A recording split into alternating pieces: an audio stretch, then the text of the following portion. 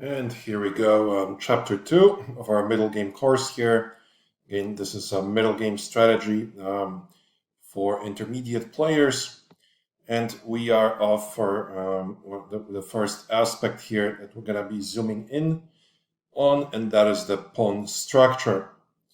So this concept has, like a lot of meanings around the pawns. I'm trying to give some examples of double pawns, how they fare, for the side that has the pawns and for the opposite side. What could be some strengths? What are some weaknesses of having those kinds of pawn structures? We'll have the concept of a pawn chain.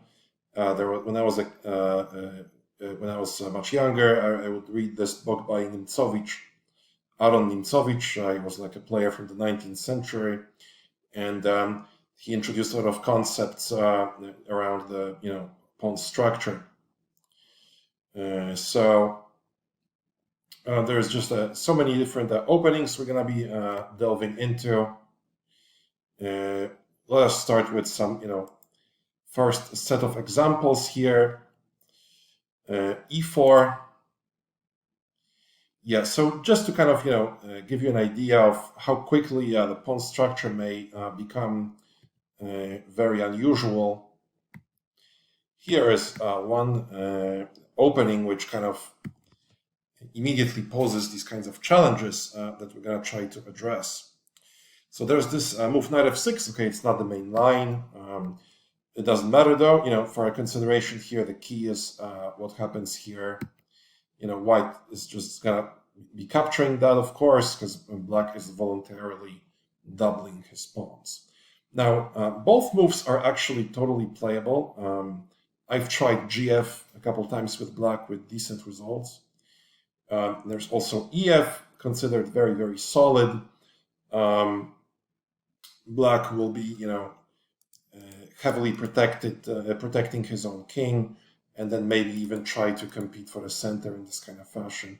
But strategically speaking, it's white who will basically be pushing for some kind of a passed pawn, and black is hoping that he'll be able to block the pawn out.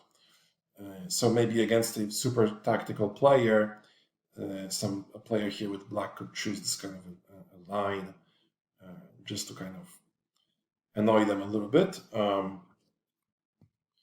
Let's say, something like this may follow.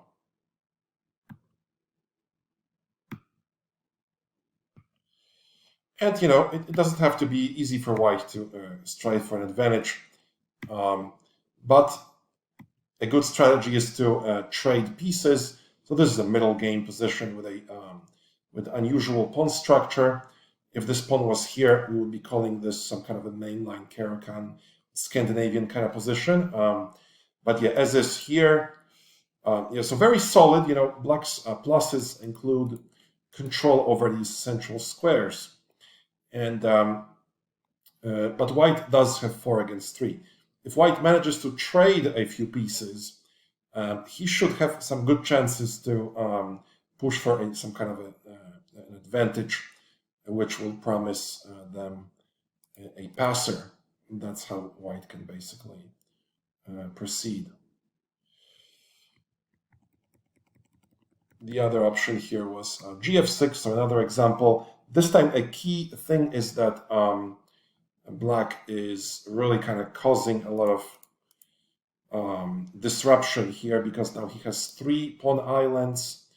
White's got only 2, so that usually is to the advantage of the side that has fewer pawn islands, because it means it's easier to connect these pawns, of course, right? So like a basic strategic idea. Black is going to hope for speedy development and unusual pressure. That's how he can kind of try to justify this kind of structure. There's some French with knight c3, which also has these kinds of ideas. And I actually would use some of that when I was a kid in the French opening with very good results. It kind of confuses the white player a little bit, but of course, if white handles this correctly, many deeper middle games can be very, very challenging. Knight f3. Okay, here's some active ways of kind of playing this out.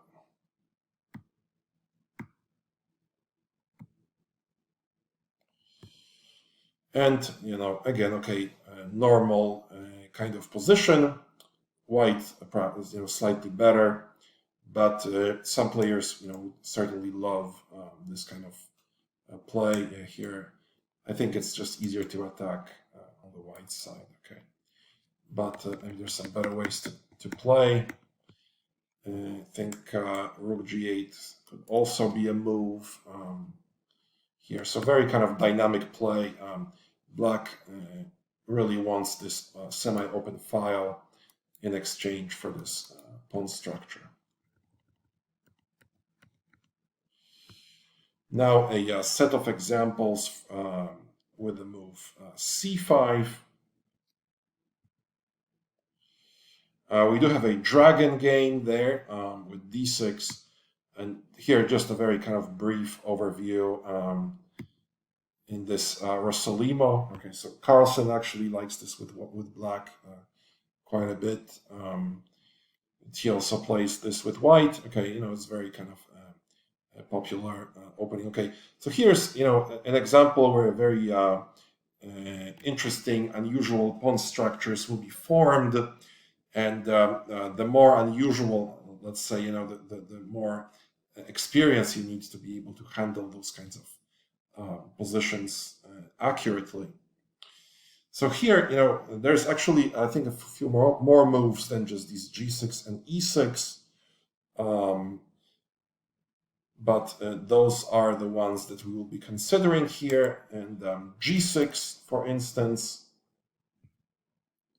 So there's a line that goes this way. Bishop takes dc, so kind of a classical way of giving up the bishop for knight in exchange for double pawns on the opponent's side. Okay, this position may actually have a closed character where black doesn't like these two bishops too much. But in that kind of position, black, however, will have more space. So for instance, a game may continue this way. It's a theoretical setup. I think there's a game Nakamura Carlsen here from a couple of years ago. Yeah, so this, okay, bishop e3, maybe something like this. And very kind of also typical for some Ruy Lopez, you know, to get the position of this sort, maybe with the pieces a little bit reshuffled. But again, you know, here we entering yet another middle game position with an interesting pawn structure. Some benefits of this kind of, you know, structure is that these pawns together protect all the squares around. Here, that actually ends up, you know, playing out well for black. He has the solidity of this four pawns together. He's kind of taken advantage of the fact that this will just run into b5. These pawns will turn out to be a strength protected by the knight and the queen. So here, dynamically, black is just kind of doing okay. However, one important thing is that usually the more pieces we trade, if we play against these double pawns, the better for us. So here, the better for white is what I mean. Yeah, if white can manage to trade a couple pairs of pieces here, perhaps some endings will turn out to be very good. And of course, pawn endings are that type of endings which are usually stacked against the side that has these double pawns. So, you know, nonetheless, this is like early in the game. Anything can happen. Black kind of blocks things out here. And, okay, this is slightly better position for white, actually, but very, very solid for the black side. White will probably end up having to play something like f4. And you often see this also in a very similar pawn structure in the Ruy Lopez, some of those lines with the capture on c6 as well.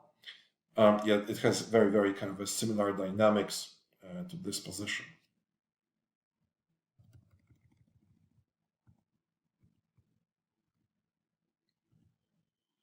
So, and that actually, to make a broader point out of that, oftentimes you see, a lot of openings that are seemingly unrelated share like a lot of the pawn structure settings. So that was like a similarity between the Sicilian Rosolimo and Ruy Lopez.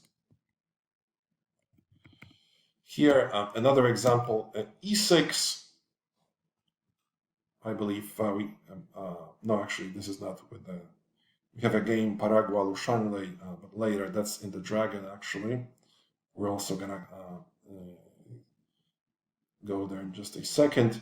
So here, BC just kind of makes more sense.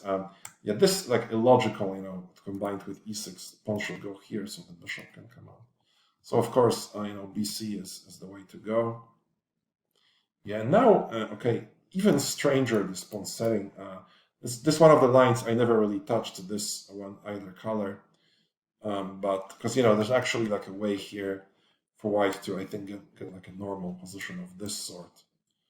I used to play a line like this. Yeah, so now this runs into knight c6. I don't think that's like a good option here. But yeah, this kind of position, I was pleased with this some years ago. Okay, but that's not the most important thing here. The idea is we take, okay, b3. So there's some feel that due to this, the dark squares will suffer, for black. So that's why white is doing this, hoping for the best there. But there's this very funky, strange-looking move, f6. So black turns, his development in this very exotic way around the structure. I don't know who originally devised this line for black, but must have been some very, very creative kind of player. I know this line also has, a whole bunch of history. And it's not like a modern computer created line. Black does end up having some good double bishop play. So yeah, just another classical way of like white giving up the bishop for a knight in exchange for these two pawns, just like in the previous example. And e5, okay, interesting way to lock things up a little bit. So kind of an exception to a rule that with pair of bishops you should be opening the position.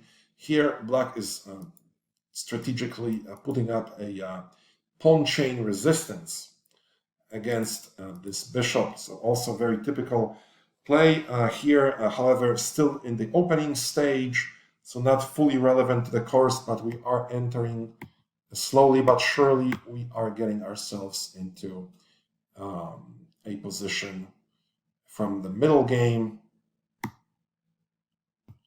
And a structure that resembles, if you turn around the colors, it looks like a Nimzo position. Basically, where white has this kind of stuff and tries for f4. But yeah, here with reversed colors, basically black scores quite a bit in the eval due to the space and pair of bishops. But again, this can go like either way. So here's yet another important lesson for us, actually. Black obviously is striving for a4 and putting up more pressure. So we are quick to respond a4 ourselves here. And unclear, maybe black a bit better actually objectively. Not a major theoretician on this particular line like I noticed earlier. But yeah, the point being, there's yet another type of structure where black has kind of maximized his queenside and center here with these pawns and really is ready for destruction, perhaps connected with the move f5, queen c7, maybe even bishop a6 and c4. So yet another very interesting structure. Okay.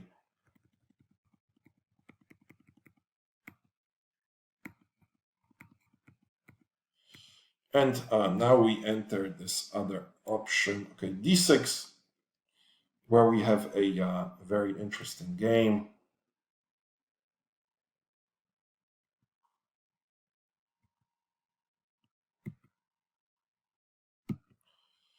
So this is the mainline dragon. Now, of course, bishop c4, okay, is actually the main move, right, to prevent d5. But in this particular game, there's the sideline, okay. Castles, yeah, so d5, best move for black. And now the main line is take and take. But okay, here, king b1, interesting move. Knight d4, and okay, of course, this move e5. You're gonna be familiar with this to actually play something like this. Of course, white is kind of sacrificing temporarily. And this position quickly gets unwieldy. We'll have another example of a double pawn, but in a very, very different version from the previous example, for example. So, like, you know, in the previous game that we looked at, there was a closed kind of position. And this one is very much open, right? There's no question about that. So there's basically various factors that are more typical for a closed position than open, you know, and vice versa.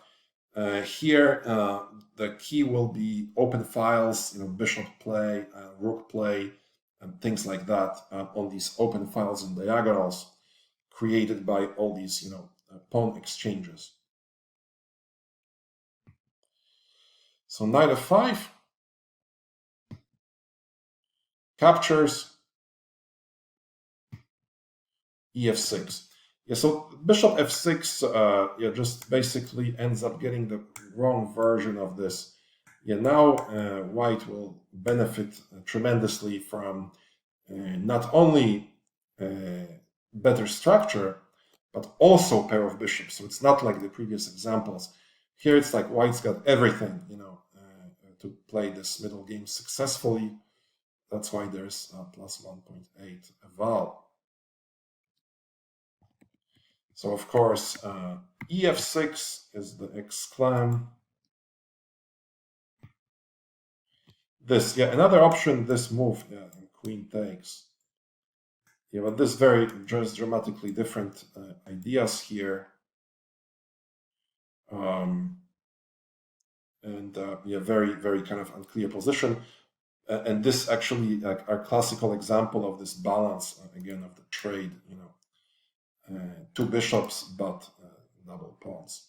So basically, it's kind of a type of position that arises quite often, and it makes sense to kind of specialize or be aware of the kind of play that, you know, arises in these kinds of spots. It's like a stable element of the game. But our concern is the move bishop c5 again. And this is forced stuff. Okay, so if this actually, yeah, this becomes very dangerous for black right away.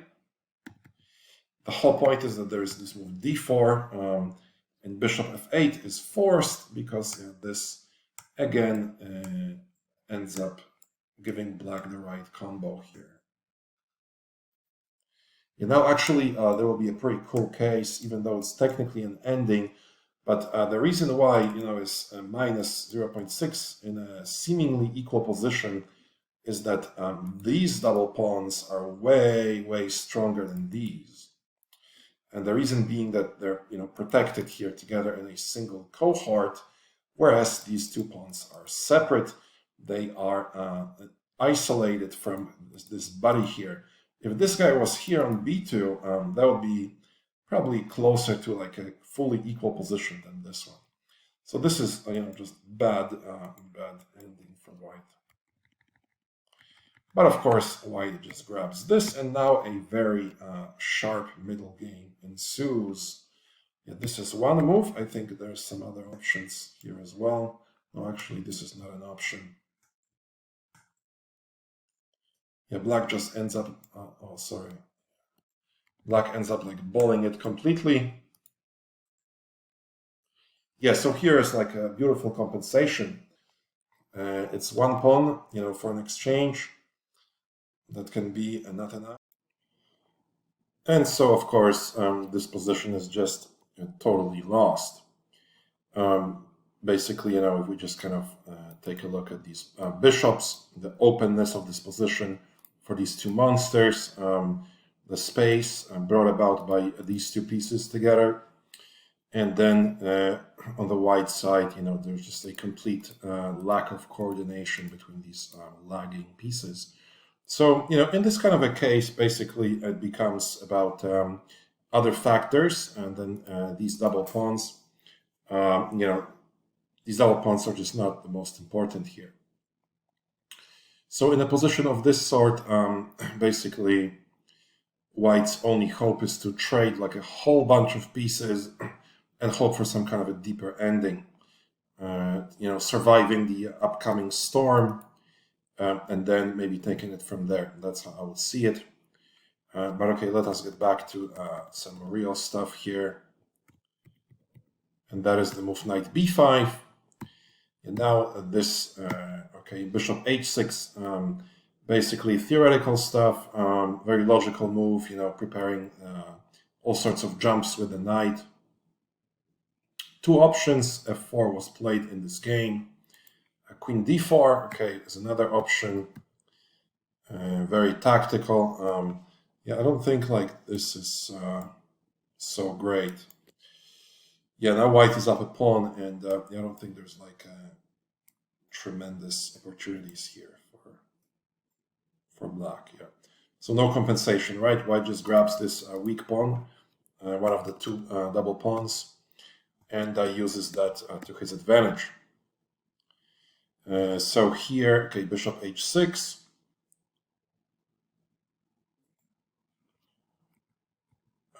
So in this position, white has to force events. Very, very interesting, only move, really. Well, actually, that's also, this is basically the idea. There's this kind of threat.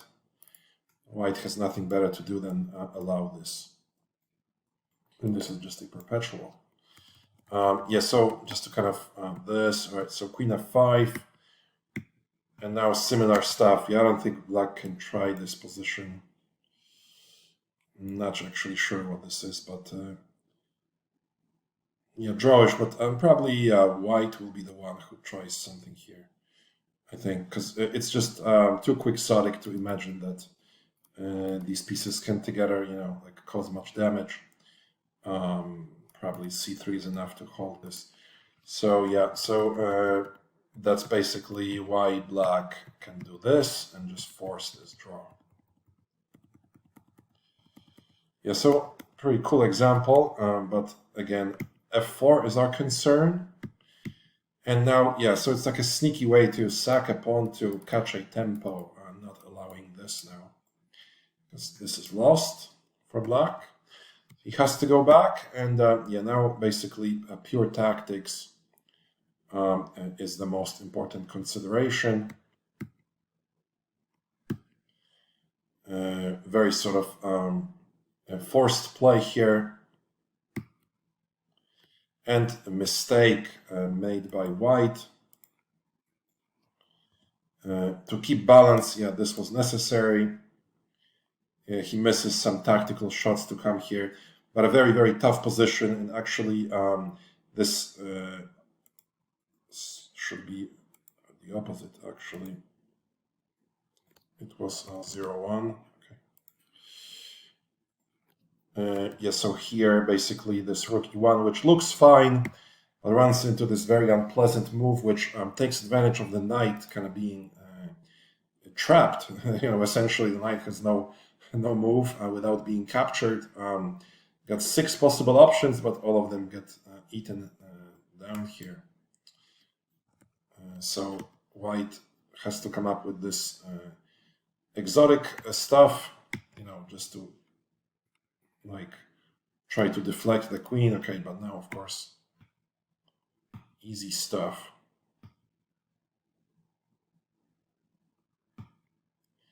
And it is actually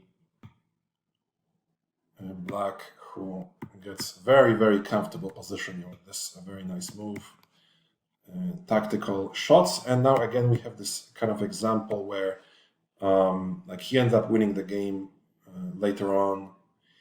Yeah, we have this very nice example of these two pawns just being way, way, way better than these for the reasons quoted earlier. But of course here, it's not what prevails to give this kind of eval. The whole point is just the king is going to get mated. King is super safe, and this one's super weak. So that makes the whole difference.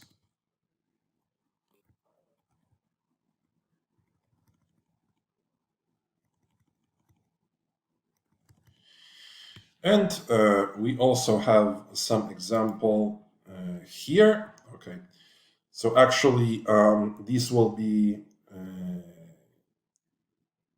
a little bit different. D4. It's not the most important, all openings, with no exception, lead to interesting pawn structures. Here are some examples of openings such as the Dutch. There's a few lines which, strive for double pawns on this F file. Okay, so actually bishop G5 is one attempt, knight C3 another one. Let's say knight C3, just to maybe try to play E4. This is an option, I believe. Yeah, D5 is also a move here. But knight F6, okay, bishop G5, now D5. If black doesn't like to allow this, he also has this kind of option. Yeah, and this is still playable. White is better, a little bit better, but okay. If black doesn't like these double pawns, but okay, this actually allows this kind of. And now EF is a theoretical position, very normal kind of a way to play the Dutch. It's a sideline, of course, from the whites' perspective, but nonetheless, like a pretty popular one. Okay, so GF is just like completely confused, of course, due to this idea. So this would be too much. Just the pair of bishops alone cannot compensate such blasphemous way of placing pawns early in the opening. But this is entirely normal, and now it's just all about the right setup. So yeah, black again has the pair of bishops for these double pawns. White tries to kind of control them by placing his own pawns in like a very strategic kind of manner, calling for like maximum damage, strategically speaking, to this black's structure. But if black sets this up correctly, like in this kind of fashion, it really is not easy for white to try to target those. Yeah, and this is very, very unclear. This looks tempting, it's just there's no way to like deliver. It's just a free piece. There's no interesting jumps with the knight, this kind of position. This perhaps would try to prepare, but now this, which has some resemblance to this Rossolimo, if you shift these pawns around, and this knight here, has some similarity, especially that these pawns shift symmetrically. So, some kind of regularity or whatever. This is, another setup where black does have this minuscule space advantage and very nice control on the center. There's no obvious weaknesses. This is not like, technically not like, we can't call it a full-blooded kind of weakness. It's rather, like it's unsure if it's an asset or a liability here at this point. So that's our Dutch example.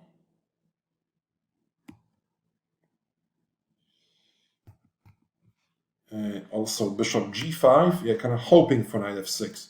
So this could be a very strategic play, on white side. He tries to trigger this kind of position to be able to play C4 and not, have the knight on C3 instead. But this, again, kind of more opening stuff rather than anything else.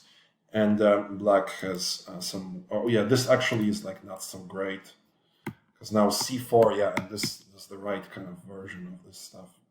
Like black kind of needs this chain to be untouched by the c4 ideas to kind of have a good shot at some kind of opening play. But there's no need for him. Like h6 is just like the best move here, and offers black full play. Knight f6. Because f4 is a mistake, due to e3, of course. Checkmate. Very kind of funny line. Okay. But anyway, the point being, there's just these pawns. The pawn structure issue pops up all over the place. Here's some more examples.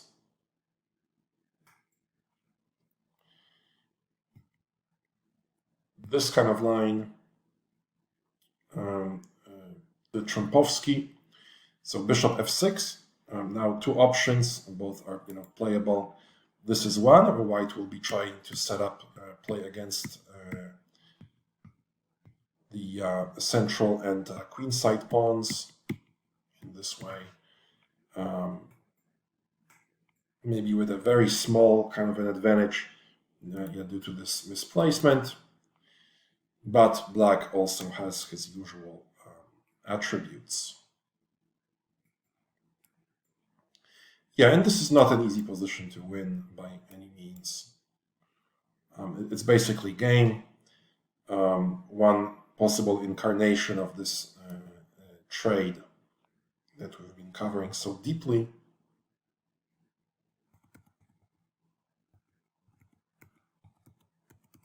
And another version is with GF, so yet another pawn structure twist.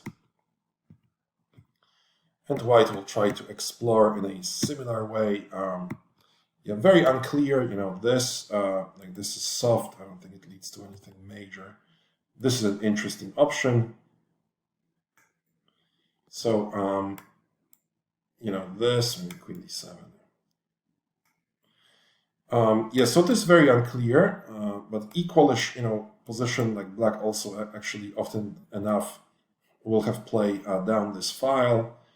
So it's not like it's easy to take advantage of these pawns whatsoever, actually.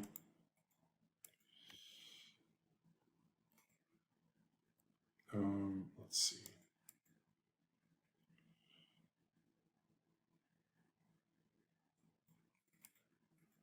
Yeah, anyway.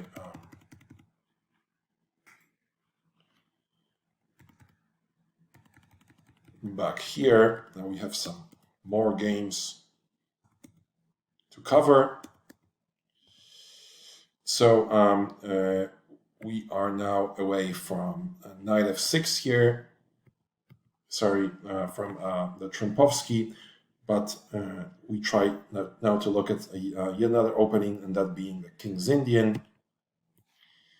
So two variations. One has a nice idea of a pawn chain in the King's Indian setup.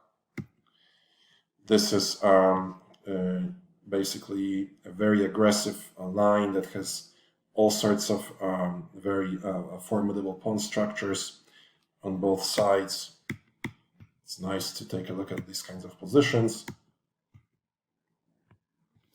Yeah, so basically both sides have the typical King's Indian setup, and now things start happening.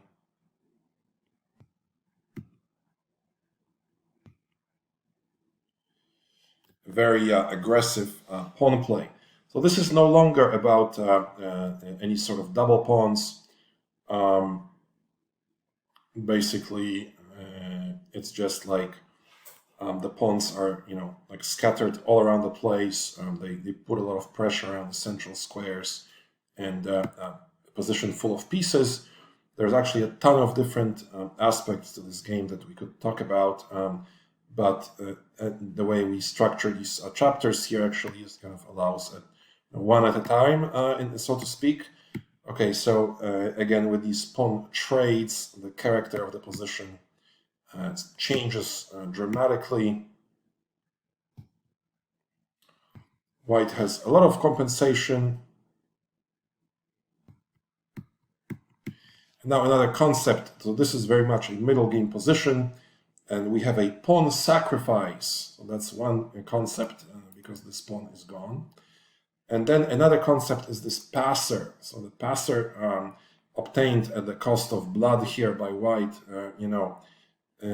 he basically is hoping for this pawn to produce a winning attack and, material gains as well, right? So, so here actually black will use the activity of his pieces to generate enough counterplay, but it is, so this is basically just one of the aspects of this position that speaks very much in white's favor. And black had to basically deliver a bunch of very, very precise moves to stay in the game. Like this would have lost right away. Just to kind of give you an idea and just how powerful these pieces are together. It wouldn't be, without this pawn that this position is so devastating for black.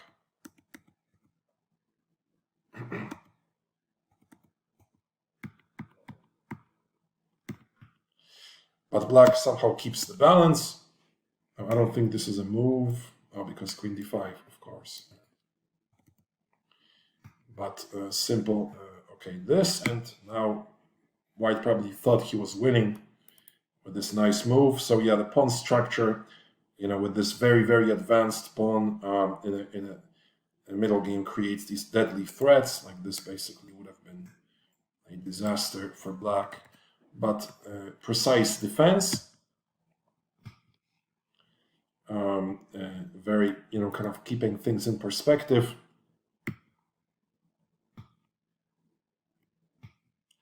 And now white begins to have some issues and has to go for some very aggressive setup to kind of keep his chances alive.